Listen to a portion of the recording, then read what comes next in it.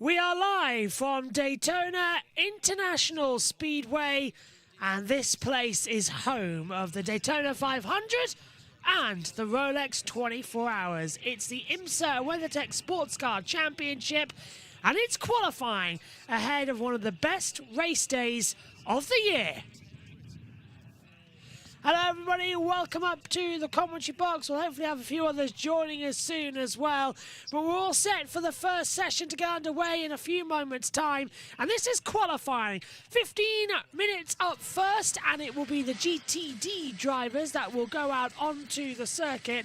And we've got all the timing screens available. We'll also have a few other bits of information dropping in at the bottom when the session becomes available to us. But we're all set for what is going to be a great day of action and hopefully a great day of qualifying. It's going to determine who's going to start on pole position for the 64th running of this championship. It's going to be a lot of fun and hopefully a lot of interesting racing as well. I did notice that also in the commentary box was JT, but I don't know if he's trackside or joining us actually in the booth. So we'll wait for him to say hello if he's there. This is going to be quite an exciting run. The grid is forming. Let's check in with our other colleagues at IMSA Radio. Lexus with the RCF GT3, and we've just heard today that this will be the last year for Lexus in terms of that name in IMSA, as the replacement car will be called the GR-GT3 and will make its debut in the Rolex 24 Hours next year. We've got the date for next year as well. It's already on the IMSA.com website, so it was officially unveiled late last year and will be racing in the IMSA WeatherTech Sports Car Championship under the Gazoo Racing name. Complete company restructuring that started recently. We were reporting on that on Midweek Motorsport a couple of weeks ago. So basically everything that isn't their hypercar will become, instead of Toyota or Lexus, will just become GR, standing for Gazoo Racing. There's a whole story from where Gazoo came from, but we'll save that for another time because we're getting close to the green flag. We've got a couple of voices in the pit lane, and I'll let them introduce themselves. Who's on pack one? It's like, this is great. Who's behind door number one? Who's behind pack number one down there in the pit lane? Come in, pack number one. Oh, and there's silence. That's a bit of a worry. We'll pick up with them in a moment or two. What are we going to see? What have we already seen in this GTD category as we go, Greg? Unbelievably competitive, John, so far, based on what we've seen at the Roar and what we've seen throughout the sessions building up to this qualifying here for both GTD and, more importantly, GTD Pro, which was remarkably close over the course of the Roar testing. I think the thing that most excites the fans is the fact we have so many new cars in the GT categories this year. Updates to the Porsche, for instance, updates to the Ferrari, updates to the Mustang, just a handful of those new cars that we'll be seeing qualifying in anger for the first time, and how that shakes out, what those upgrades do. Do they bring those cars a little bit forward to the front? I mean, for the Mustang, they were already super strong here last year, won in GTD Pro, of course, but they've been pretty stout throughout the course of the build-up to this. So I think a lot of anticipation, waiting to see some of these brand new GT3 machines for the first time. Let's check in with our pit lane reporters, and first of all go to Peter Snowden. Welcome to the pit lane of Daytona. You've been here as a competitor once in the past. Now get to be on the other side of the microphone. Lots of excitement, lots of anticipation, Peter, down there in the pit lane. Well, yeah, it's absolutely perfect conditions as well for qualifying. As you said, 22 degrees, tyres will be just optimum, 15-minute shot at it. Just as usual thing, keep out of trouble, but you're only against your class anyway. So I think it's going to be quite frenetic, but a great session. I'm looking forward to a great 4 sessions, actually.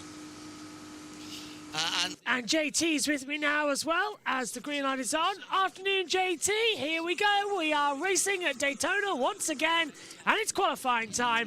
What a time to be alive. Hello. Oh, and I can't hear JT. Now I can. Hello. You can hear me. I'm on a very scuffed setup, but we are here. My camera and my bus mixer is going through my TV pictures laptop. That is how scuffed this setup is. So, yeah, it is what it is. I'm watching JB through a completely separate laptop to myself, but yeah, qualifying underway here in Daytona. Good to be back. We've got 24 hours of it this weekend from 1:40 p.m. Eastern green flag. We are live from 1 p.m. Eastern all the way to 2 p.m. Eastern Sunday. Who thought it was a good idea to do 25 hours live? Straight, well, the guy who's standing alongside me, of course. Yep, I did. Blame me. Always blame me, I suppose, as we get set. Just adjusting some of the levels because it's the first time we've been in with a 2-cam setup in this one. Why does my commentary box camera look all weird? That's setting me up now as well. Hello, everybody. God, you come in here and everything's changed. All the setups are not where you left it, and then you're going to have to muck around doing it all. There we go. Good morning, everybody. You did change half of your setup to get on the racing rig last night, so that might that is true, yes. be a reason. Yeah, that is very fairly true as well. This is our qualifying screen that you'll see then today with the timings. It's a little bit bigger. GTD are out there right now as well. Charlie Eastwood in the number 36 at the moment. Fast at 228.453. Now, we must admit, we've got 2 different timing screens available to us as well, which tells us some other information. You're going to have that coming up in a few moments' time as well. So when me and JT are on the screen, you'll have some data points to contend with the live scoring that IMSA provides us. And hopefully we'll have that during the race, as well as, brilliantly enough, remember, for the GTP class, we'll have the fuel load difference between them as well. So it's all going to get very exciting out here as we continue on. Sam's here saying, hey guys, hope you're all good. We've got a poll each class there, and I have a feeling that 963s will be strong in GTP. However, LMP2 and GT feel like anyone's games to me. I've gone, I think, in the GTD Pro 75 Express. Will Power looks strong despite the stop in the first session in the Raw for the 24 last weekend. It looks strong to me. Trent Hillman is fastest at the moment on the 45, 148.858. Then we get the 66 going in what was second position. Now I think that might change because the 912s come back up with some awesome speed. So that's Ryan Hardwick in the 152.040. We're watching 11th fast at the moment, though, with Eastwood JT in the Chevy as we cut back as well. That's a Lambo coming through now, so we're not looking at the correct one. That we were supposed to be looking at the 36 DXTD Racing. Now we're looking at the Wayne Taylor Racing 45 with Hinman. He's currently fastest. Should be strong in the GTD category this season compared to Moore. Yeah, absolutely. Purple at Sector 1. Is that some new graphics from IMSA I spot there? Couple of new ones, yeah. Yep, as we now go back onto the banking, just over 2 tenths up. Meanwhile, in the Ferrari 21 AF Corsa, that's stolen that purple Sector 1 away, but now the purple Sector 1 has gone somewhere else as the cars are getting faster and faster, just getting used to the track conditions here in Daytona. Eastwood is 1.5 seconds up. He's got the purple Sector 2 at the moment, but don't be surprised if that gets taken away by someone else, as well, the first fast laps are coming in now. Yeah, because we've got the Dragon Speed, number 81, fastest first sector, 24.688.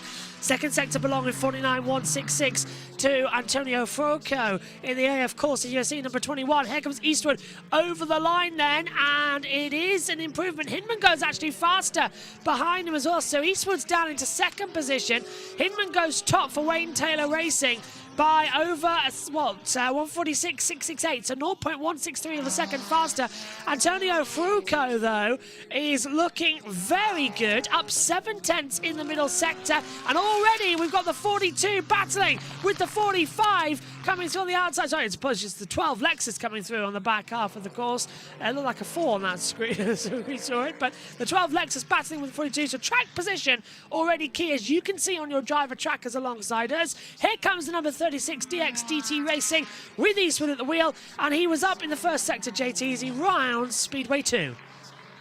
Yep, round Speedway 2, and the funniest one that you could probably misidentify this weekend is one that is in this class. It's the 66 Gradient Racing car, and if you misidentify that car, I will absolutely laugh my head off, because look at the side of it with a massive 66 on the whole door panel. Meanwhile, round the Speedway banking we go. I still found a way to miss it, you know that. Yeah. Down the back straight. Or is this coming up to the trioval? This is coming up to the trioval across the line. Eastwood's gone goes top. Eastwood 145.274, just 3 1/3 tenths faster that time round. Fruco was purple sector 1, but fell off by 1.5 tenths in the second sector. Meanwhile, we've had an Aston Martin go to the top by nearly 2 tenths of a second. That was the 27 Heart of Racing team. Saw that one coming though, didn't we? On the overall monitors of things.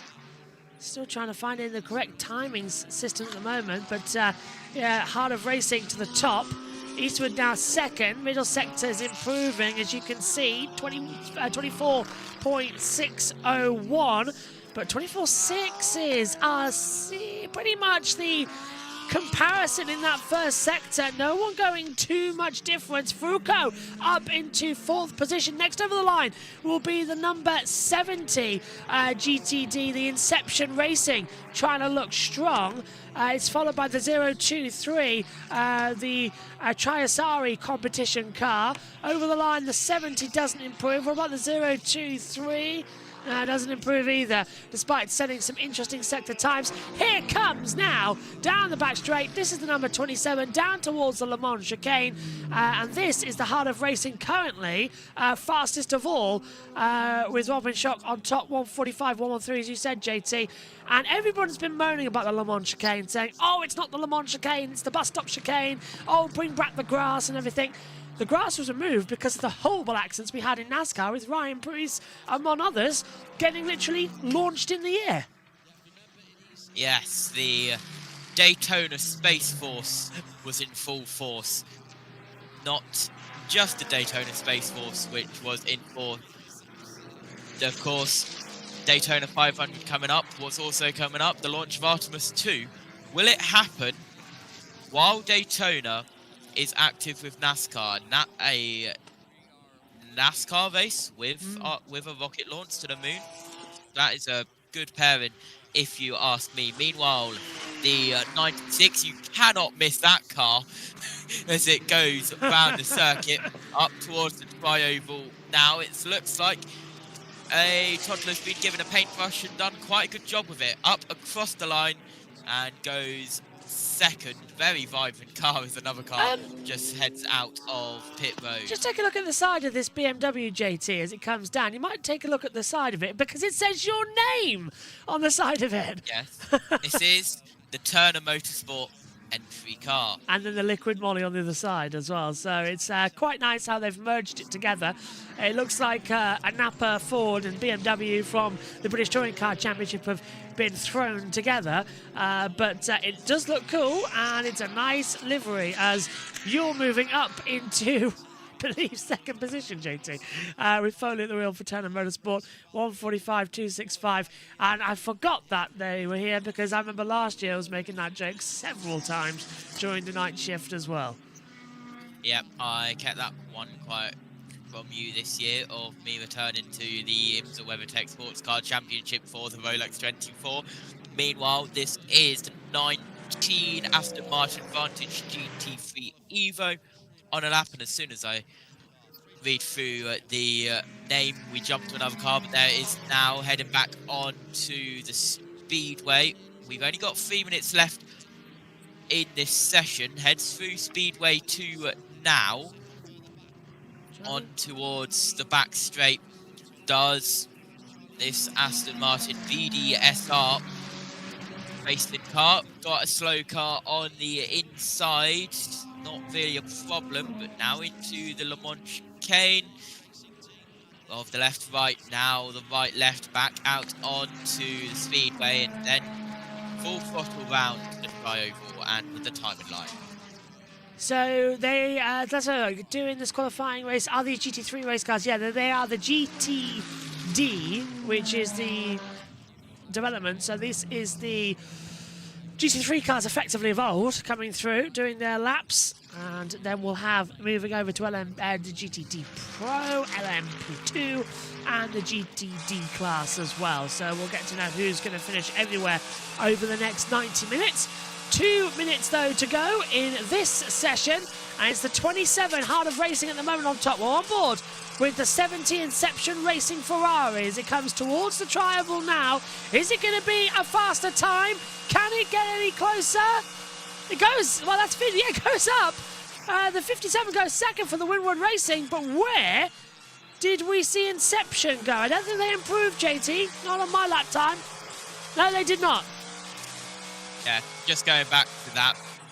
Yes, these are the GTD class. Effectively, yes, is a GT3 class. They just call them GTDs because it's at Daytona, so they called the class GT Daytona. So yes, basically GT3's just got a Daytona name because, well, we're at Daytona. Yeah. In towards weird. the horseshoe now, on board with, I'm assuming, is the 57 Winwood Racing. Yes, it is. Up towards the hairpin to get back onto the Speedway. Hugs it nicely. Now, literally, the infield section here, you miss out around about 100 metres of the oval layout. That's it in total. It brings you back through Speedway 1 and Speedway 2. So the oval is still pretty much used. The famous high-degree banking is going to be quite the excitement when the green flag falls on Saturday afternoon, breaking into the Le Mans chicane. And oh, you can tell how much, literally, there's no throttle, JT, through that first part. It is all just bouncing through on the brakes. And you could hear the suspension working as it jumped over that first curve into the left and then over the second into the right just before it got back into the second part and the second half of the chicane. But now we head out of Speedway 4 up towards the tri-oval now for the 57 Winwood Racing car. Slower by 12 thousandths of a second. It goes across the line and unfortunately is slower by a quarter of a second. But by the way the graphic reacted, I think he might have just got across before the checkered went out. Doesn't matter though, as he did lift off a little bit. Now we look at the number 10. I'm having a look over the line, and So the number 10. 13. Well, that's Findali as well, who's down in 16th position, not improving. It looks like the Heart of Racing is going to have pole position. The number 27, 145, 113, 74 thousandths of a second faster than the 57 Winwood Racing. Nobody else is on an improvement lap time. Now we finally get the first cars taking the checker flag, several in the pit lane, and everybody else looks like they've just had enough. So I think it's safe to say, JT, that is pretty much a green on the board, and we have our first pole confirmed, and it is the 27 Heart of Racing who will start on pole for the GTD class. Eastwood's going to try, but he's a 10th down already. 10th down already, but will he be able to gain time through the Speedway section? It is hard to do around the Speedway section, but it has been done before. But I think we may have our pole sitter for GTD. I think we do. Everyone else seems to have backed out of the sector times, as you can see back at home. And the 023 not going to do anything with the Chiasari competition cards coming into the pit lane. It is now the 27 Heart of Racing team, 145, 113. They have pole position ahead of the Rolex 24 Hours at Daytona. And that's that first group done. And I think that was quite nice. Heart of Racing pretty much looking very, very strong. Didn't expect that to come through. But the Aston Martin Vantage GT3 still looking strong. Yep, always a strong team here at Daytona and in IMSA is the Heart of Racing team, and they have been able to get it done at the Rolex 24. Arguably the biggest race of the season, depending on how you rank the Petite Le Mans at the end of the year. It's definitely the longest by far. And of course, you've got the 12 hours of Sebring as well, alongside many, many others. But here is your full classification from Group 1 of qualifying here at Daytona for the Rolex 24. And it is from the GTD class. And it's the 27 of the class on top, the Heart of Racing, the number 50 on pole position. The 57 Winwood Racing takes its second. Third goes the 96 of the Turner Motorsport. They are 1, 2, and 3. Fourth place will go to the 36 DXDT Racing. The number 19 Van der Steur Racing will be in fifth. The 21 AF Corsa USA take its sixth. Seventh goes the 81 Dragon Speed. Then 8th will be the number 80 Lone Star Racing. 9th, the 70 Inception Racing. 10th would be the 120 Wright Motorsports. 11th, the 023 Chiasari Competizione. On your blind side there, Moro. I can hear the director coming through our ears there. That's not usually happening. Sorry, Rick. Then we get down in 12th, the 45 Wayne Taylor Racing. 13th, the 34 Conquest Racing. 14th, number 12 Vassar Sullivan Racing. 15th, the 44 Magnus Racing. 16th, the 13 Autosport.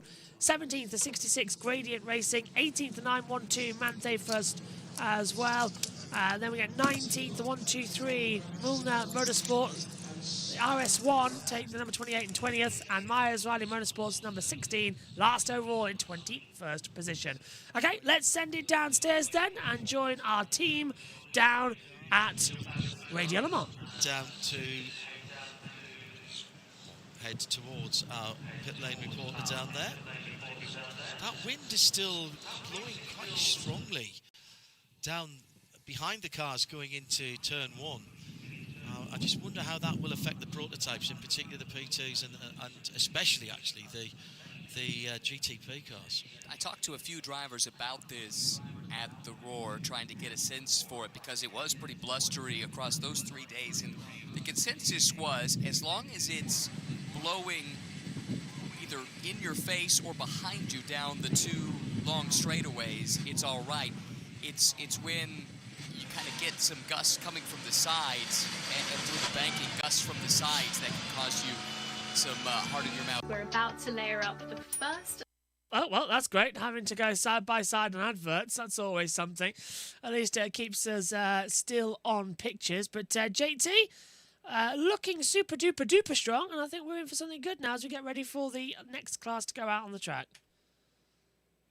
Yeah, absolutely. And with a little bit, like a small amount of JT magic. Not your first pole at the Rolex 24, but tell us how good that feels. It feels incredible. You know, as you touched on, I've been in this position before, and I've been lucky enough to win this race. Those weren't on the same year, but this year the goal is going to be make those match. Now, the time was very quick. Overall, the times were quicker this year than last year in qualifying. What's that down to, and what's the conditions like? If you look back at, 12 months ago, it was the first race that we implemented the torque sensor. So obviously the way the teams are interacting with that and extracting the maximum performance, we're lucky with the Heart of Racing. We have the experience as well with the WEC using this system. And I think it just goes to show as a whole how everybody's improving and able to get the best out of the parameters that we're set in. And also conditions here, this circuit. Tell us what we can expect for the rest of today and over the weekend. The hotter it gets here, generally the slower it gets. So it sort of seems like it's going to be a little bit warmer over the weekend, which may or may not play into our favor. But right now, we'll enjoy the pole, but it'll be about getting a good race car for 24 hours. Finally, any learnings from qualifying that you can carry forward, or is it just about going flat out? Tire warm-up, probably. That was actually my first time going on a new set of tires this weekend, so understanding how it builds up. Obviously, in the race, out laps are super, super important. Warm now, so kind of end a race, we'll be able to translate. So I think gives us a good data point for how we're going to attack those out laps in the race. Well, enjoy your pole position, and thank you very much. Thank you. Right, up we go then for the GTD Pro class as well. And this will be a combined time as well on our timing monitors to run them through with the GTD class. So it's going to get very busy over this qualifying session, just as a heads up to you. And away we go then, JT, with the beautiful Lexus coming out the back of the number 14.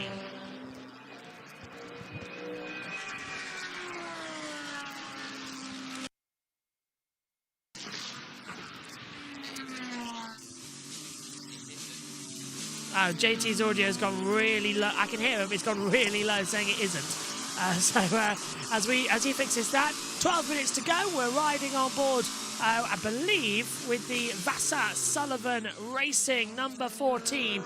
As it comes to the first half of the infield section, it's trailed behind the number 9, PAF Motorsport. So this is Jack Hawksworth on top at the moment, looking very strong in the sector times. These pro cars, they've got the red number backgrounds, and well, just look at the roll call of the names down the timing and scoring. You can follow along, by the way, by going on to the IMSA.com site and following the timing links, and get all the information we've got here in the Ford Racing Global Broadcast Centre. Where's your money going, Ryan? That's a great question. Ford had the pole here last year. They bring the update, and they've been pretty strong, so maybe you look at the Multimatic group, potentially. Trying to think who, how do you pick out of this bunch? How about this? 75 Express, Kenny Hobwell's team. They had 3 drivers set the top 3 fast times at the Roar. None of them, though, were the driver who's actually in the car right now to qualify, Mauro Engel, who, if anyone, is a Mercedes and GT3 specialist. It's him. So, Mauro for pole. What do you think? And given he wasn't here at the Raw weekend, it's a very Mauro thing to do. It would be absolutely a Mauro Engel thing to do. Nick Tandy is qualifying. Tandy is qualifying. He's going to be out there on the circuit shortly. Is Will Power qualifying the car?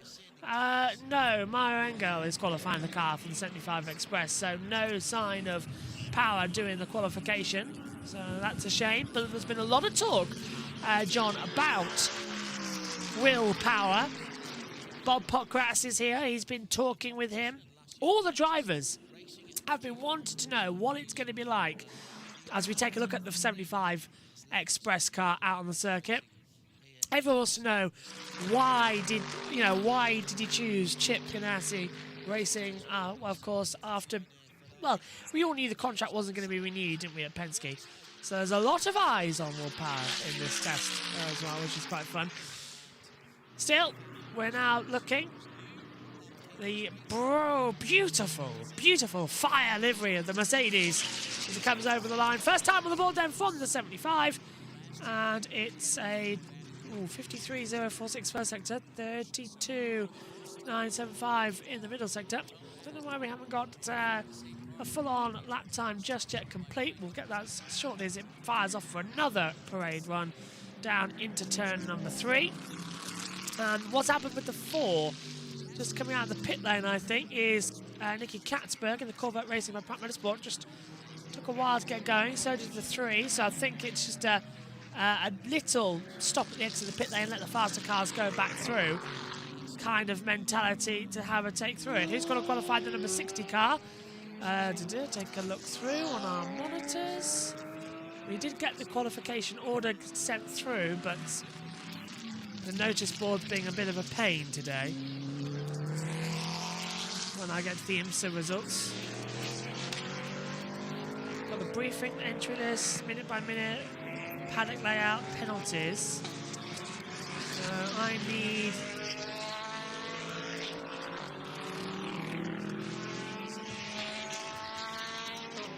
If I find it, I'll give you it. Here we go, into WeatherTech Sports car. Qualifying driver is the first one who is selected. So there's a couple out there that's going to be selecting. So presumably first driver on the entry list who's got the most experience. Which I kind of expect why Will Power hasn't. Not many times has he done the Rolex 24 Hours coming through. Paul Miller Motor Racing though, number one at the moment, is number one. Go bad as well. It is on the IMSA official YouTube channel. The admin's been in our chat over the last couple of weeks. It is there. Yeah, well, that's how we've got our coverage now. As we go on, first sector was fastest overall, 20. Oh, I'm trying to look at it. What is it? It's a... not actually telling us, but it's fastest. So this is the problem when it comes to combined times. It's quite difficult to tell who's where on the order. Vierhay, Dean McDonald, Jack Hawksworth, Lucas Scholz, and Dean McDonald in the 59 jumps to the top, and that is pole in the GTD Pro 145.425 JT. So already getting some quick times. I hope your mic's back.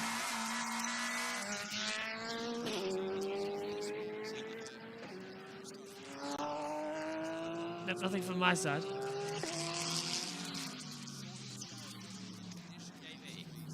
Oh, hello. Hello. You're very quiet. It sounds like your laptop has turned your volume down, but I can hear you. Hello.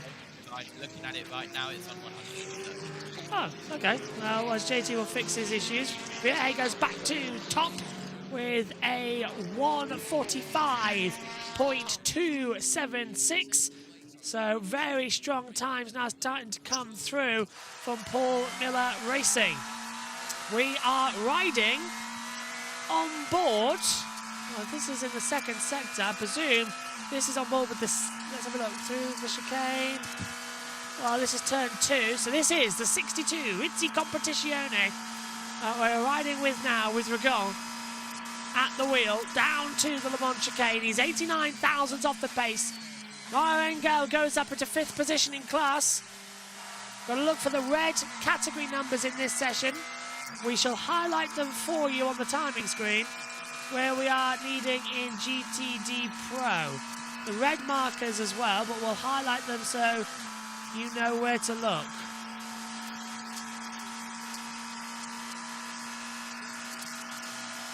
There we go. So we've highlighted them. Hello, I can hear you. As Rigon comes over the line and stays in 5th. Hello, JT, I can hear you. Want to know what caused that? Yeah, what?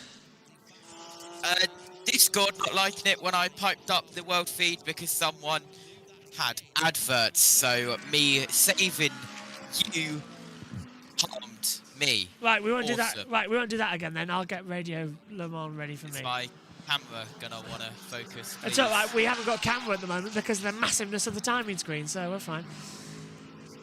There we go. Goes up into 13th position, so a little bit stronger. First sector for Sims looking good as well, actually. So what's Sims' first sector? 24.504. Finally, it looks like JT, we might get a GTD Pro driver who goes faster than the GTD class. Yeah, well, it is looking like it, of course. You've got the Pro. Same cars, different experience drivers, Pro drivers, AM drivers. You would expect, well, you would hope that the Pro drivers would be better than the lower ranked drivers, but then again, it is Daytona, anything can happen. Here is the Porsche, and that's the 911. You cannot miss it. Whatever time of the day it is. No, think of it as highlighted yellow and then highlighted green accents on it. Corvette Racing by Pratt Miller Motorsport over the line with Alexander Sims. Is it quicker or not? Yes! Sims goes to the top overall in GTD. 145.106. So 7 thousandths of a second faster than what happened before. No, where are you in the world, Gorbad? Because it should be free to watch. If you go onto the IMSA website as well, it might be there, depending on where you are. If you're in the United States, it's on Peacock. It's not available on YouTube. If you are watching in the United States, it is only on Peacock and NBC. It is not on YouTube, unless you use something else. But that's why we do what we do. As we come over the line, helping everybody out to keep in contact with the racing action as well. Look at this. Sims is only 43 thousandths off his own best time again. He could still go quick here. Here's the number 48, Winwood Racing, with Strolz at the wheel in the Mercedes over the line and stays in 9th position. On an outlap is the Paul Miller Racing of Virhan as well. So they are still double-checking a couple of things out here. Strolz thricks it through turn 3. The rear stepping out wide. Apparently it's not on YouTube internationally either. Okay, that's a surprise. It is here in the UK, but I apologise for that, viewers. I'll get on to the IMSA admin and see what's what. But best place in the house with timing screens available. As Strolz comes down into turn 1 and 2. Well, that was with the 45. Who are we looking at now? We're riding with the 65 Ford Racing, who's just got up into 6th position overall. That's 6th in class, 13th overall. That's 145.595. Last lap time 145.754. Dean McDonald and Alessio Rivera come into the pit lane, so they won't be going back out with 1 minute 20 to go. Next up, it will be... Go on, JT. IMSA website does show it as available globally on YouTube and IMSA TV, so no idea what's happening there. They must have got the wrong thing, but thank God we've got TV pictures, otherwise Radio Le Mans would have been covering this one as well. Radio Le Mans, by the way, back later for practice 2 and the 2 sessions tomorrow. So you can join us for all of that. Then the whole JB Motorsports team is back Saturday, Sunday, and we've got a couple of people who's going to come and join us as well for some action across it. It is going to be a fun and very busy weekend. We hope you can join us here for all of the action. So 35 seconds to go. Tandy, this is Nick Tandy in the number 4, coming through in class at the moment. So this is the 77. Well, Tandy's down in 15th position. I've got a number 4 on its side. Can you see that? That's a bit misleading. So it's got 4 on the side there, JT, but its official entry is number 77 with Tandy. So they're coming. Here's Rexy. There's the 77. They had the wrong graphic up. They have got the wrong graphic up, you're right, yeah. So there is Nick Tandy in Rexy. I was just double checking there, for instance. Why the wrong graphics were on what? Over the line then. And did Rexy improve up the timing screen? No. Oh well, that's a shame. God, I hate when IMSA are putting the wrong graphics up for us. It's getting harder and harder to tell where's where. Wes says, if you're in the US and want to watch Quality on the Race YouTube, you will need a VPN. Thank you very much, Wes. I thought that might be the case. John said, what commentators are calling the race? It'll be myself, JT, Omi will be here. I'm sure Wes will turn up. And I can get the list, hold on. Have you heard from Sanson yet? I have. Sadly, Sanson can't join us. He's sharing a hotel room with some of his colleagues, so it's not going to be long, unfortunately. So he can't be with us this year. Right, but he might drop back. JB, Omi, myself, Wes, Richie, Jackson Lambros, and a debut possibly from Elsie. Yeah, that's going to be a lot of fun to have Elsie on as well. And whoever decides to turn up who forgot to fill out the commentator chart. Yeah, pretty much. Checker flags out though, and it's Alexander Sims who's on pole position for the GTD Pro, 145.106, and he is top overall of the GTD class. Second will be the number 1 as well of the Paul Miller Motorsport as well coming through. Wes is on that for Peacock. It's Lee Diffie and Brian Till. I think there's a couple of others on the call as well with them, including, and not limited to, What's his name? Townsend Bell, he's going to be on it. So there'll be a few more coming through. So Sims went 7 thousandths faster than the Heart of Racing with on their session. So not too bad, but there's the GTDs done. Next up, LMP2. Hopefully we're going to see them jump up the timing screen shortly, and that means me and JT can come back on cameras. It's always weird when we try and produce this qualifying session. It gets weirder and weirder as it goes on. What are you making of it so far then, JT? Well, I wasn't able to watch most of it because I was caught around with a mic issue which wasn't even my fault. So, anyway, I believe we have the full results and full classification from that session, because I love how IMSA show us a camera angle with the flags like that, which normally is a camera angle you would use to put the graphics up, but they don't actually have classification graphics. So, JB.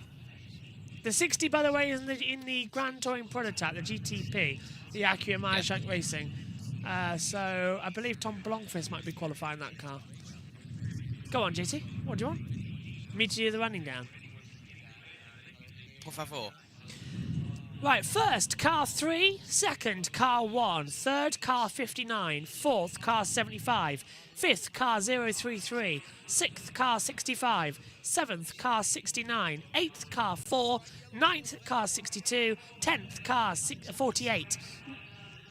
11th, car 9. 12th, car 14. 13th, car 64. 14th, car 911. 15th, car 77. That's what's coming through at the moment on our screens, which is always good as we have a 25-second ad. Doesn't matter to us. Let's send it down to IMSA Radio. First, and then we'll have a chat with Alex. And here he goes. Oh, having to do a little bit of a Austin Powers groovy, baby. Turn. I think it is only a 3-point turn, though. Hello to Guga Ford, very much indeed. Joe in South Wales, tuned in. Swade in Oxford. Oh, apparently Townsend's not listed. That's a shame. And Josh in Orange. What, Shout me? out to my fellow motorsport marshals over at Daytona. Looking forward to going to Le Mans again this year. Nothing quite like it. Right, back to IMSA Radio. So this is how the GTD Pros will line up, again subject to post-qualifying technical inspection. It's Chevy Corvette and Paul Miller Racing's BMW on the front row. Then RLL, Team McLaren, their first outing for the walking brand, in third on the inside of row 2 with 75 Express sitting alongside them. Mauro Engel putting the time in for the Mercedes number 75. Then it's Ferrari for Alessio Rivero and their Triazi competition number 033. And in 6th position, the best of the Fords, first and third here last year for last year's version of the Mustang, and this is the new and improved version. In 7th position inside of row 4, Get Speed Mercedes, with Nicky Katzberg having the second Corvette Racing by Pratt Miller at Chevrolet Corvette in 8th, and the top 5 rows made up by Risi Competizione and the number 62, has to be the number 62, and the Ferrari and Winward Racing, Lucas Stoltz in the number 48. That is the Winward Racing AMG. That is your top 5 rows as the LMP2s roll out. 13 of them, a baker's dozen, appropriate enough, as we've got Intersport here, who categorise themselves as the fastest bakers in Europe. Into Europol. Into yes. Europol. We also have Intersport. Yes, we do. Yes, we do. That, and I knew that was going to confuse them. So that rather ruined the bakers comment. Peter Snowden, Snowy, is bring us back to sense here and a bit of sense and sensibility with our pole sitter in GTD Pro, Alexander Sims, 0.007 ahead of Zachary Robichon's time in the GTD class earlier on, comfortably on GTD Pro. Alex, congratulations, a very, very close margin there, but you're now GTD Pro pole sitter 2026 Daytona. How does that feel? Honestly, it feels very nice, but the position, although it's great to be on pole, the main thing is the Corvette's feeling really nice in a nice window. And yeah, I think looking ahead to the race, it seems like we're in a reasonable position. So it's lovely to cap it off with a pole so far, but yeah, we'll focus on the race now because that's really where the main work is done. Now, obviously, it's the debut of the new Michelin tyre for this season. How much are you learning about that? Are you getting up to speed with it? No pun intended. Lots of data, lots of information. Yeah, small nuances, the differences between last year and this year's tyre. Inevitably, you've got to adapt to the situation, adapt to the grip that you've got available, and the Michelin seem to be working pretty well at the moment. We've had cold conditions in the test and now warmer conditions today. And yeah, they're behaving themselves nicely, so it's feeling good out there. And yeah, just honestly, it's wonderful to do a low fuel run here at Daytona on new tyres. Those don't happen very often, you know, the qualifying. We reckon the most difficult part of the lap for you was a 3-point turn into victory lane. That was challenging, yes. But thankfully, it's a problem I'm happy to have. And obviously, temperature, it's going to be different at night here, so different. So how do you plan for that? Well, honestly, now for the race, it doesn't look like it's going to be so different. I think we're going to have sort of 16, 18 degrees Celsius overnight, which sometimes at Daytona is not the case. So I think we're going to have a fairly stable ambient temperature. Obviously, the track temperatures drop without the radiation from the sun, but yeah, it's looking good. Congratulations, Alex, and we'll talk to you more in the race. Well done. Thanks very much, JT. A few cars off the track as well, so it's not being a super smooth session as we were expecting. A lot of people getting caught up in all this mess out here. Oh, just Mr. number 4 seeing witness of it, just going straight out wide.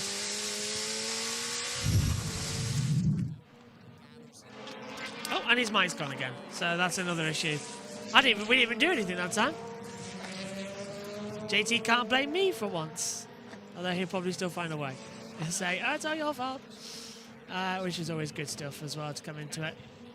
Little bit, tiny little bit, coming into it as JT will now get ready and get set. Time's coming through then in our first session of the day for the LMP2s out here on what is a remarkable feat. You can see the times coming through with Cummings at the top, looking stronger and stronger as well. So a few more data times starting to appear. Let's go back over to Radio Le Mans. Yes, Fixing our bronze precious skills. medals. There you go. That's excellent, mate. For a few years there, but he set the bar. And it's been fascinating to watch the other bronzes raise their level to reach the heights that he was able to reach for so long. And now you look at the field. Dan Goldberg has been right there in this field before. And the likes, of course, of PJ Hyatt won the championship last year, now can match the best of the best as far as the bronzes going for qualifying honors. We've got Francois Perotto here, who is a stunning bronze driver, also owns some stunning cars as well. And the list goes on. George Kurtz has become quite good. Naveen Rao now has tons of experience from around the world. And you can just keep adding. Can you hear me? Good? Yeah, hello. Awesome. Right, yeah, that was the 52 of Ben Keaton, who went wide on the outside turn 1. And then just spun into the horseshoe hairpin on the first half of the infield. I've got the list, JB, of the NBC team. Go for it. Play-by-play / host Lee Diffie and Ryan Hill. Analysts are Calvin Fish, Oliver Gavin and Townsend Bell. Pit reporters Amanda Busick, Dave Burns, Kevin Lee, Matt Yoakum and Chris Wilner. The Peacock pit box is Marty Snyder and Steve Latarp, Marty being the host, the analyst being Steve. So yeah, Chancellor Bell is down as an analyst. So thank on God. The NBC website. Good, good, good. We will still have him on the call, which is fantastic news to come into this session because everyone loves him as well. He's a good analyst and a good broadcaster to have in as well. So we are almost all set and getting back on with you soon here for the session. Timings are going stronger as the checker flag won't be out for another 8 minutes. It's the 22 at the moment on top with Goldberg. That's a good strategy call, JT, and hopefully it's going to be a stronger session run. Yeah, absolutely. And now, JB, you can see how much of a pain it is having to do broadcasts and commentaries without a PC. Yes, and But, now, hello, we're back on. 343 is currently in the second sector, just behind the 37 LMP2 car. Of course, every car in this session is an LMP2 car. The Import Racing 37, being followed by the 343 into your pole competition. The 43 and the 343 similar, but one has a green front, one has a yellow front, so that is how you can tell the difference between them. One has a green wing, one has a yellow wing. The 43 has a yellow wing, the 343 has a green wing, but meanwhile, back to the 22 United Autosports car, as incredibly Mikey Buffer at the greatest time, but goes fastest by just over 6 tenths of a second. Yep, top 12 then in this session are improving. You can see their data times alongside us. 23.645 already in that first sector from Goldberg. So that United Autosport USA is punching. It's Daniel Goldberg, Paul de Resta, Rasmus Lind and Gregoire Saucy who are going to be at the wheel throughout the 24 hours of Daytona. So Ben Keating going in second position for the Breyer Herder Autosport in the number 52. We're now looking at the number 43 on the track. That is Clark King with the interior competition, and the rear steps out through one, JT, and he locks out. Yep, that is what happened to Ben Keating earlier on. So Ben Keating spun the next corner up as well. This one does, unfortunately, now into the other end of the infield, up towards the hairpin and back onto Speedway 1, and then Speedway 2 out onto the backstretch and towards the Le Mans chicane. Purple sector 1, yellow sector 2, but still up by 26 thousandths of a second. Two cars coming across the line at the moment. That is the 73 Matt Miller Motorsports car and 99 AO Racing. Mike Dragon's got a different look, JB. It's gold. It is. Nice front end, isn't it, with a gold for the 99? It's a brighter livery. You always believe in the Rolex. Which Dragon is it this year then? Because last year it was the purple one, and no one could say it was Barney the purple dinosaur or Spyro the Dragon, of course. But now it's a golden. Beautiful, beautiful liveries. United Autosport USA still on top with 5 minutes to go of this session. GTP will be up next. Of course, this is the only series where the IMSA WeatherTech Sports Car Championship and the European Le Mans series, which will have LMP2. The only time we see LMP2 is at the 24 Hours of Le Mans. Yep. With a hypercar coming more popular, and it is insane how only a couple of years ago we had 5 hypercars. Now we've got over 20. It's grown so much, and it is some incredible racing. Down back straight we go for, I believe this is the 2 United Autosports, but we jump over to the number 99, heading up towards the Tri-Oval. Green sector 1, purple sector 2. He's 2 tenths up, and he goes top for 139.960, just over 2 tenths up on Goldberg's time in the 22 United Autosports USA car. Look at the times then. We are below the 1 minute 40s for the first time today. Didn't get that in qualifying, sorry, in practice earlier on in easier conditions. Track temperature is now at 82 Fahrenheit. Air temperature 70 Fahrenheit. There's a 73% chance of rain with humidity levels up and wind speed 4 miles per hour. There was a chance that we could have seen how many cars will be qualifying for Rolex 24? Maximum of 61. So someone might be going home. There was supposed to be 61, but then the entry fell out. So we're now at 60, which means everyone who qualifies will start. So there should have been 61, but now we have 60.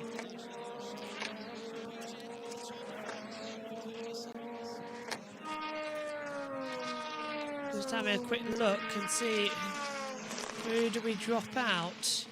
Yeah, the 61 car entry list was revealed. But I think it was the, yeah, if I'm not mistaken, 31 that came out. Beautiful sounds though in LMP2. So we're at capacity anyway. 2:25 left. Here's the 99 AO Racing, down by 1.331 as the 43 of Clark in the Inter-Europol competitions to the 139.952. JT, over to you. The Dragon gets it all wrong going in towards turn 1, and very lucky to save it there. Just got on the brakes, locked up, car slid side by side. Big Bull taking first, JB. Yeah, so under braking into the first corner, rear steps out, and as soon as that happens, you sort of counter steer on the front axle.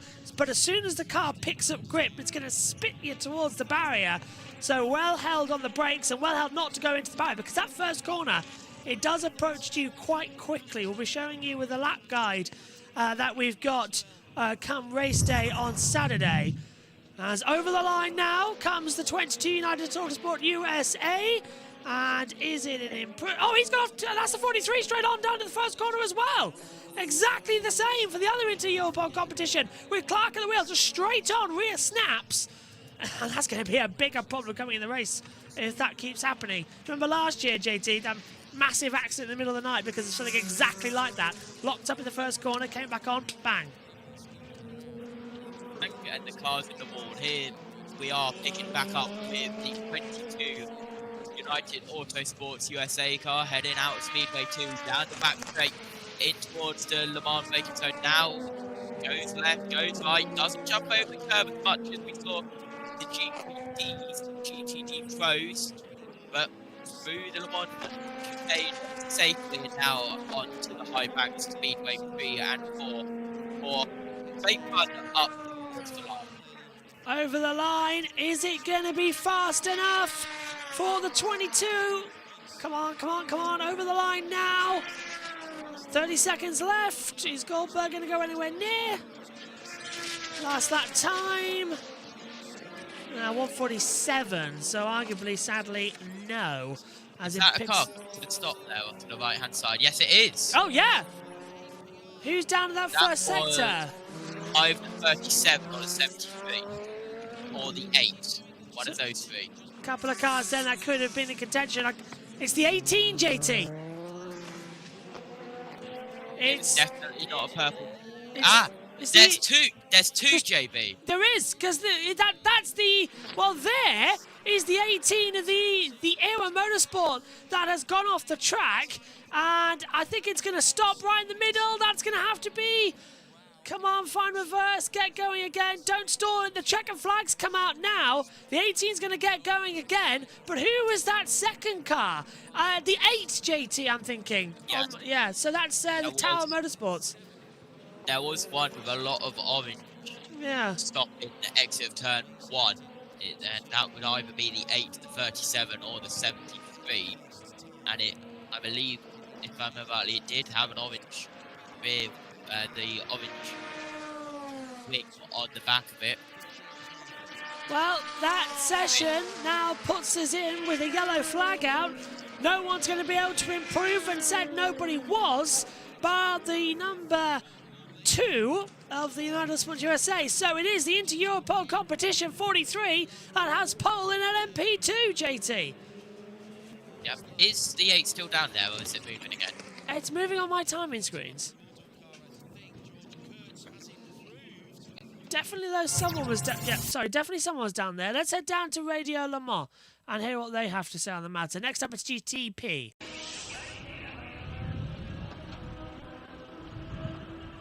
I think they've got an ad too. Coming through. Who was that? That was Ben Keating. Improved on his last lap. George Kolovos improved on his last lap. The number 343 up the 6th position. Naveen still to complete. Is the only car to complete, but he will not improve because of that mistake. So it is the self-styled Europe's fastest bakery, and Jeremy Clark will bring the Inter-Europol competition machine. Victory lane. What did you make of that? Well, for him to come out on top in this session, PJ Hyatt is as quick a qualifier as anyone over the last couple of years in LMP2. He ends up 2nd. Goldberg on pole for this race a year ago ends up 3rd, and Ben Keating needs no introduction, 4th. That is some heady company for Jeremy Clark, and he looked like he was right at home in that car right away. Really impressive stuff from the Inter-Europol team, which won a championship in IMSA and LMP2 just a couple of years ago. Seems like they've got a pretty good handle on that package, and Jeremy was able to get the job done. Take just a moment for him to, in fact, the team are going to push him round, I think. So, provisionally, here we go, into Europol from AO Racing, 43 from 99, that'll be your front row for LMP2. All Orica LMP2 07s with the Gibson power unit. Then it's United Autosport, the number 22 car from Brian Herter Autosport, the 52. I'm going to have to get used to saying that, of course, in LMP2 competition. Then it's TDS on the inside of row number 3, the number 11 car for that team. And then the second of the Inter-Europol cars, the 343, is in 6th position. Rounding up the top 5 rows, Era Motorsport in the traditionally numbered number 18. Some things don't change. Thank you very much, Era, for coming back with that. And the 04 CrowdStrike car. So there's team numbers and teams that I don't have to relearn from last year. Chris Cummins for Pratt Miller Motorsport in the number 73, and he said 1973 there. That year has a particular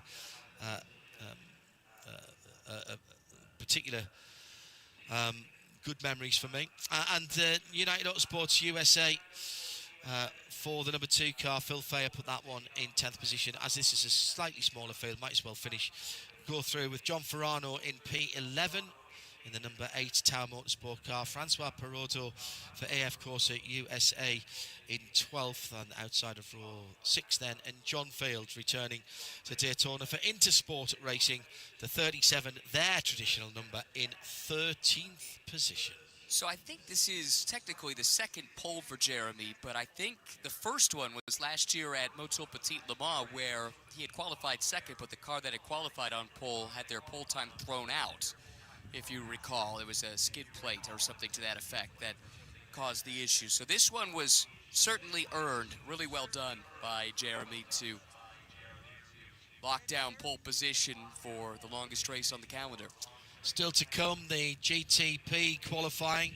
Those teams are out on the pit lane. In fact, the green flag is already out. An 11-car field. Whilst we're waiting for our pole sitter, I'll give you the drivers as they leave the pit lane. And everybody is heading out straight away. Expect to see tyre changes here. It is a green flag, although they've pulled up short for the moment. And as they leave the pit lane then, just wait for the timing screen to catch up.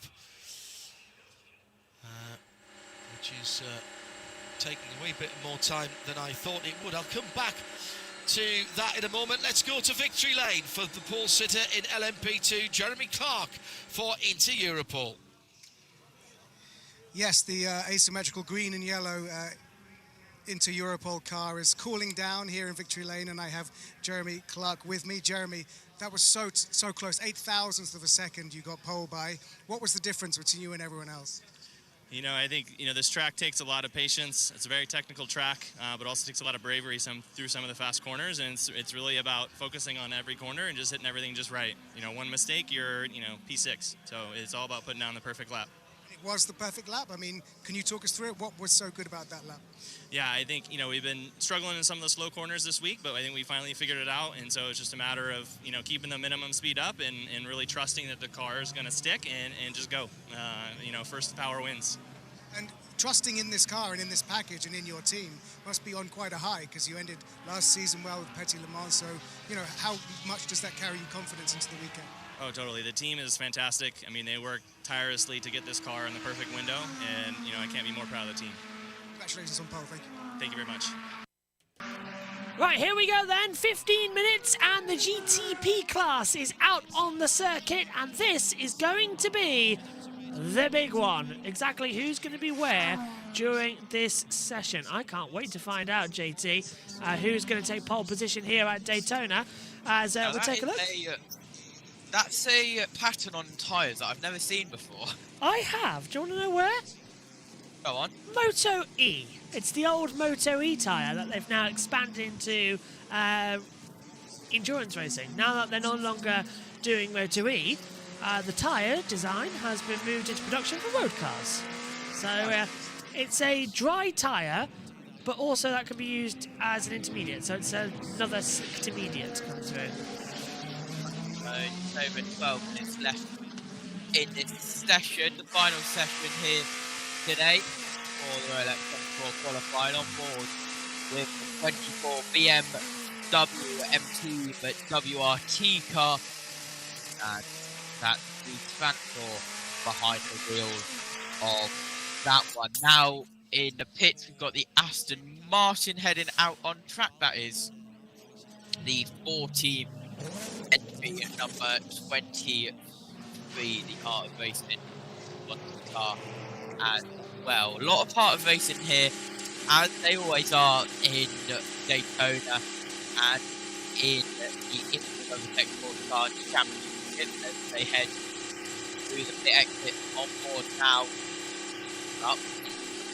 If you've never been to Daytona and you don't really know the circuit, it's up to the inside turn 1 on the infield, and then it comes out just after the little right-left chicane of turns 2 and 3, you could call it. Then up towards the International Horseshoe, they go now out on the track, the Heart of Racing Aston Martin, about to be 23 car. I've got around 1.5 minutes, so JP, back over to you. Well, we've got a question coming in asking what groups have already qualified. I can tell you that we've had LMP2, the 43 inter-Europol competition has taken pole position for that. We've had GTD, the first group out, the 27 Heart of Racing team has pole position for that. And in GTD Pro, Alexander Sims of the Corvette Racing by Pratt & Whitney Motorsports number 3 has taken pole position there. This is the final qualifying, and it is the GTP, the Grand Tour prototype category. And one more with the Aston Martin Thor team. Take a listen. I'll tell you what, as well. Hi everyone. First appearance on the channel. They need to bring back the LMP2s to WEC, because I miss this racing. You know, you can only get it in IMSA. I think, personally, we're going to see some great racing. Aston Martin, obviously, not as strong as they'd like to be last season, but they're looking quite strong this weekend. Hi, Elsie. How are you doing? Hi, Josh. Sorry for just barging in here. I thought I'd come and say hello. No problems at all. What are you thinking we're going to have when we go ready to go racing? I think we're going to have a look at... I think, honestly, I think it's going to be a Porsche win. Yeah, I actually went yesterday thinking it could be a Porsche, but not the one we think. I'm thinking it's going to be the DDS Miller cars, because they look very strong in the Raw before the 24. So I'm kind of keeping my fingers crossed and hopeful that we could see the 85 do something. But yeah, it's definitely going to be, I think, a Porsche walkover. They're using the 963s the same. Blomqvist just done a 138.001 on the board. Fastest first sector 23.256. Third sector 27.904. Elsie, I just said, oh hello, that's a BMW. Very slow at turn 1. So that is the 25 BMW with Marco Whitman. I presume Elsie just lost the rear. Take us to it. Yeah. Well, he's clearly just gone round there. I don't know, bit too overconfident on the brakes maybe. Just drop back into the first part of the corner, sadly. Hopefully we'll get that sorted soon. You've got the track limits violation up on your screen as well as the fastest sector times. You're also seeing that Dries Van Horth has got a 44.546. Here it is again. Yeah, turns in, rear steps out, and just complete opposite lock. But all 4 wheels locked up there. So that was complete. There was no chance of saving that the minute it went round. Yeah, I think he's just pushing too hard, to be fair. Yeah, I agree. Hopefully we'll have a bit of an improvement soon, because that was also going to scuff the tyres. We're watching it now down the back straight out of Speedway 2 to the Le Mans chicane. Jack Aitken's gone fastest in the Cadillac V-Line, 136.816. I eat my words. Dries Van Horth goes top for BMW in the 24. They had pole here last year. Are we about to see a resurgence? Look at Blomqvist in the number 60. Acura Meyershank Racing. We had a lot of love for that in the chat, and that is up in by 1.5 seconds. Fastest first and second sector, JT. That 60 car could be to P1. Yep. Keep an eye on it, but it's fallen off by 1.7 seconds on my screen in the third sector, so had a horrible final sector, as it is now on another fast lap in towards the horseshoe. It goes out the horseshoe, taking much exit, which it does well as Van der Sande, and he is already, wait no, this is the 93 graphic. Oh, come on, IMSA.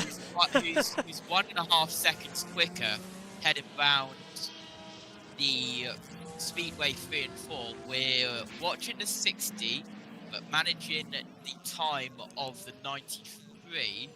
That's what happens when NBC have graphics. And goes top. Van der Sande 134.067. Aitken goes second, 134.218. Delatraz goes fourth for 137.18. Van der Sande went and fast by 1.5 tenths by the way. Van Horth into third, 134.892. Justice Gunn went up into fourth, but now the 85 goes up into fourth, 135.802. But we have to keep an eye on this 60, JB, as it heads in towards Speedway 3 and 4 up towards the Pro. We do, as it comes out up towards the line. Is there going to be a faster time over the line for the 60? And moves up into third position with a 1:34.243. So, Elsie, I think now we're going to get the faster times coming through. Porsche looking quick, but I didn't expect BMW to be just as quick as we are. Neither did I. BMW, they've got a reputation for being European, and it's somehow translating over to the greatest American endurance race there is. I don't know what's going to happen. It's unpredictable. I'm still on Team Porsche though. Let's have a look at what that Porsche can do. Coming out of Speedway 3 and 4, keeping the low line very close to the bottom of the apron, into the trial wall. Is this pole position? Felipe Nasr qualifying the number 7 over the line. Is it quicker or not? No, it's only fourth fastest. He dropped 3 tenths alone as Delatraz goes up into 5th in the 40 for the Cadillac Wayne Taylor Racing. Van der Sande, though, improving again.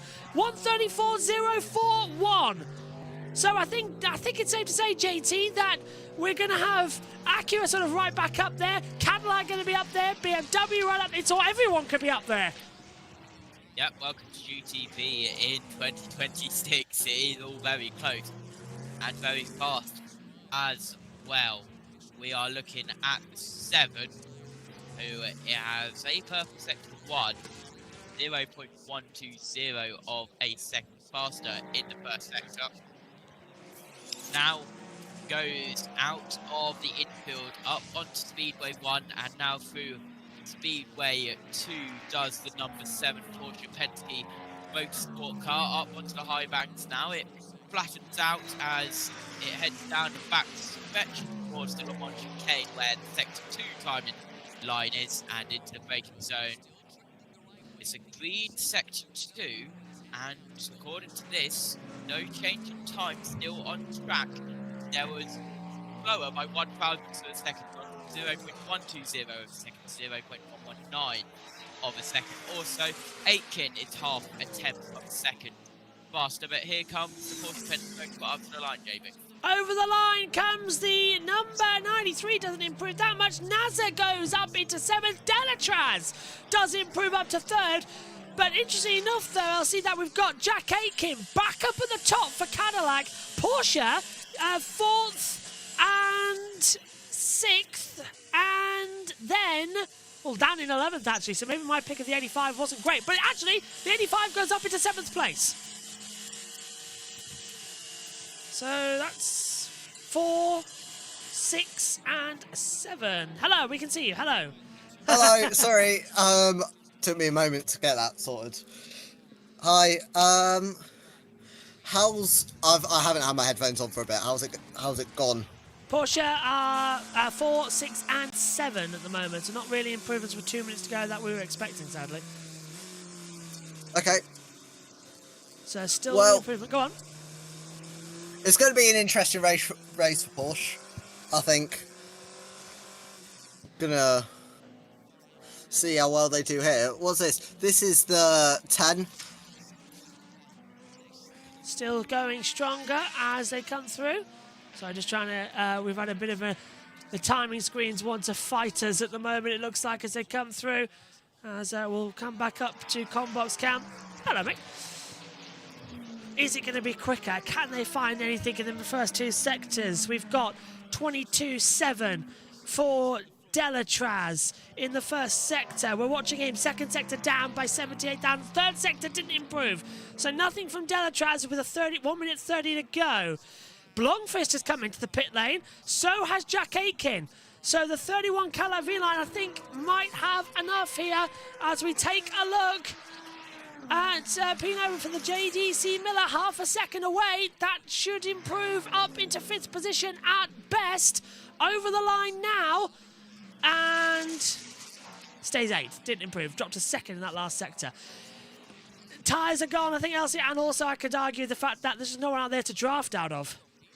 Yeah, I think the new, what is the full concrete now of the Le Mans chicane, as to call it its official name, is really just eating tyres.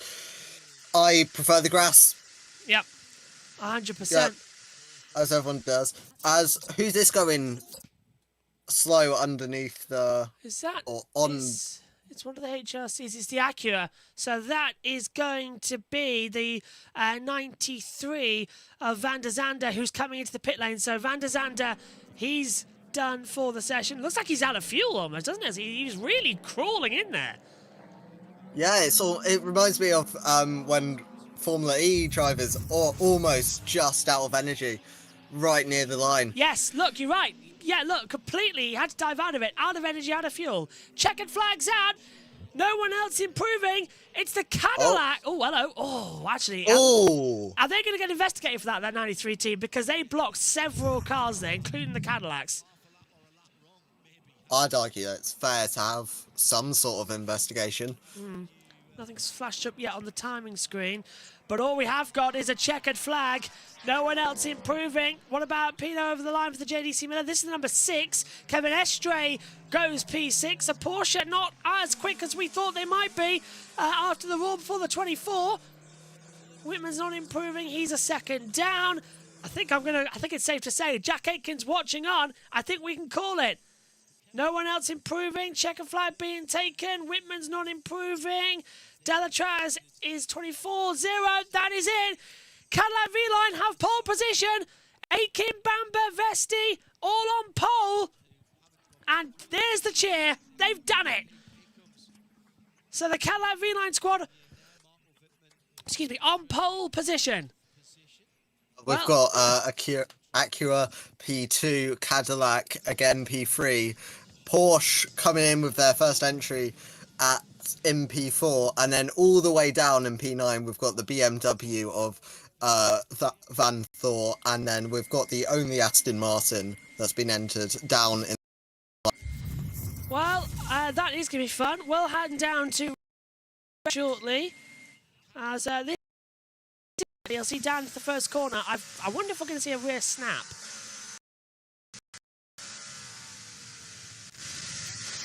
Can't hear anything. No rear snap there. No. Still got drive. It's sort of out of two, isn't it? It's sort of like it gives up. It's like it goes bang, bang, bang, nothing. Don't like the sound of that. Go on. That's quite interesting, actually.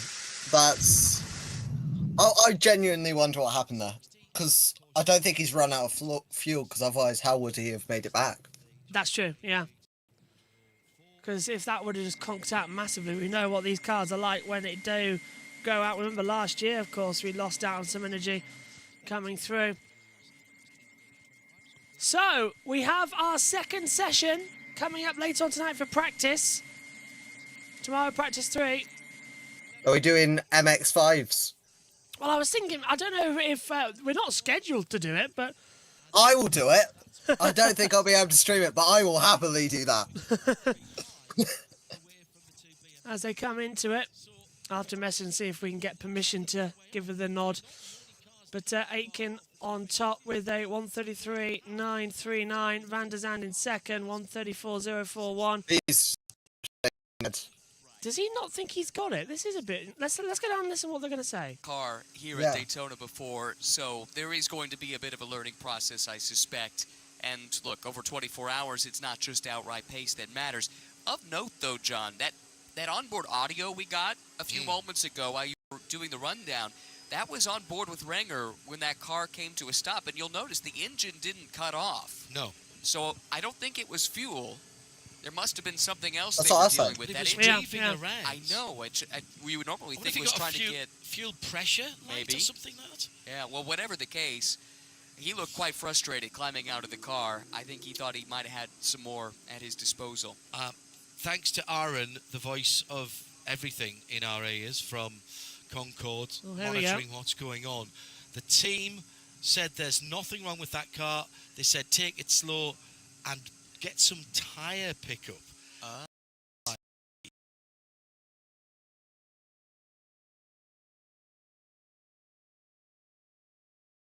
The provisional pole sitter then, Jack Aitken. I love listening to Jack talk. He's no nonsense in the way he talks and also in the way he drives. Of course, he can roll in on electrical power, can't he? Into the pit lane. So the silent approach. I wonder why he shook his head then. Yeah, it doesn't make sense as to why he thought, no, not good enough. Very bizarre. Maybe he thought he could have pushed the car harder. As we've had the full Probably gamut just now. unhappy So with someone in the on the team. Europol on pole for P2. Heart of racing, Aston Martin. The best of the GTDs. Corvettes, number 3 for the GTD Pros. And now Cadillac of Whelen, Cadillac Racing. Cadillac of Whelen, Cadillac Racing. What do you reckon? 8 cars covered by basically 0.6 of a second. That's really, really encouraging. All bar the Aston is and the sponsorship in. That makes I guess the BMWs as well. Always have important a little bit to of see. pace to find, but look, I think this is going to be an extremely competitive race come Saturday and into Sunday. As we know, qualifying pace is part of the equation, but you got to keep the car underneath you for the full stint. Oh, there goes the audio on the side. That's going to be something to keep an eye on. They're doing side-by-side ads this year to stop the possibility, to keep the possibility of showing the whole thing live for people. So occasionally we just have to mute the track audio to come into it. But Aitken does have pole position. Not sure why he's not exactly delighted about it. It took him a while to be happy. Van der Zand in second. Let's go back to Radio Le Mans. We're through the afternoon. Plenty of action still to come, including our first race of the weekend, which will be for the Whelen Mazda MX-5 Cup presented by Michelin. with 2 million cars on the track at the same time, actually well into the 40s. MX Highs are so fun to watch. No, seriously, around I'm here. being serious with that part. We'll have that in sound and vision. Shea Adam from Wayland Master will join us in the booth for that one. Just waiting for our TV colleagues to clear. In fact, they've just done that. So Peter Snowy has Jack Aiken, pole sitter for this weekend's Rolex 24 Hours at Daytona. Jack, congratulations. Exciting times for Cadillac as a brand. So what better way to start the IMSA WeatherTech 2026? This TV direction isn't the best, is it? At Daytona. No. There isn't a better way. Yeah, we had a great roar, and we knew that there was potential in the car, so it was good to get that done over one lap, and nice to see that we're all performing well as a threesome. So it's obviously only one lap, and we've got 24 hours to do, so the real meat comes this weekend, but it's nice to be signed from the front. Somebody asked us a little bit earlier in the show in the week of how important is a qualifying position in a 24-hour race. Your smell, go on, tell me. No, not very much. I think someone even told me coming into this weekend that the last, I don't know how many years, the pole sitter hasn't won the race. So we're going to try and break that duck. I mean, it doesn't mean anything, but hopefully it shows that we're fast. Jack Aitken, Cadillac Veland, congratulations, mate. Well done. Pole position outright. There we go. Yeah, thank you very much, boys, down there as well, as I press all these buttons. We're going to sign off from qualifying. We might have got practice 2 coming up later on this evening. Elsie, what do you make of that one then? And the pole sitter for Cadillac, 3 years running, but they had it a couple of years ago. They had pole, led most of the race, and the car broke down 2 years ago. So maybe this time it's a charm for them to come back.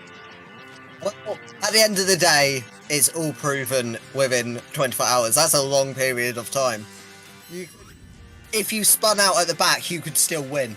You know, anything can happen. Thanks, mate. Pleasure to have you. We'll see you in the 24 hours on Saturday. And cheers to JT as well. We'll be back in a couple then, ready for the second practice and night practice to get underway. Join us then. Take care. Bye-bye.